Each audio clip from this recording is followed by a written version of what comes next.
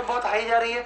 एक बात बताओ, एक एग्जाम हुआ CHSL मान लेते और एक बच्चे के 223 नंबर है, उसके बाद एक बच्चे के 221 नंबर है, उसके बाद 100 बच्चे हैं सीधे जिनके नंबर 200 से 220 तक है, ठीक है।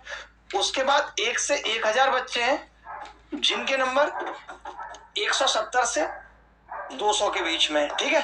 अब समझना, अब मुझे इस एग्जाम की कट ऑफ निर्धारित करनी है बेटा। कट ऑफ मैं आपसे पूछ रहा हूं कि वैकेंसी एक है, वैकेंसी एक है, क्या कट ऑफ जाएगी भाई बताना जरा। 223। मैंने कहा नहीं जी वैकेंसी 2 है तो कट ऑफ 221 चली जाएगी।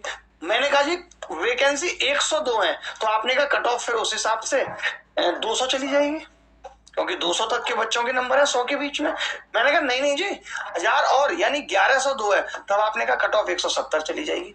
अरे भैया ये भी तो देखो कि वैकेंसी पे कट ऑफ निर्भर करती है, ये मत सोचो कि तुम इंटेलिजेंट नहीं हो। CHSL के एग्जाम में जिस हिसाब से इतना बढ़िया पेपर था, 160-70 नंबर लाना मजाक था क्या? बताओ, बिल्कुल भी मजाक नहीं था। बट क्या था, वहां 3712 वैकेंसी थी बस। अब 3712 वैकेंसी में आप क्या उम्मीद कर सकते हो कट ऑफ की? पिछले साल SSC में 8 से 10,000 थी और 150 कट ऑफ गई थी, लेकिन उससे पहले जब 37 की वैकेंसी थी तो कट ऑफ 114 गई थी। इस बार ही मान के चलो कि 20 से 25 की अगर वैकेंसी रही तो कट ऑफ 130 तक चली जाएगी। कट ऑफ का सीधा मतलब पेपर के डिफिकल्टी लेवल से तो होता ही होता है, वैकेंसी से भी होता है।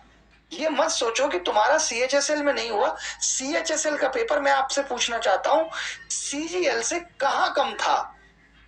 क्या उन्होंने बहुत सरल पूछा था? मुझे तो लगता है और CGL से मुश्किल था।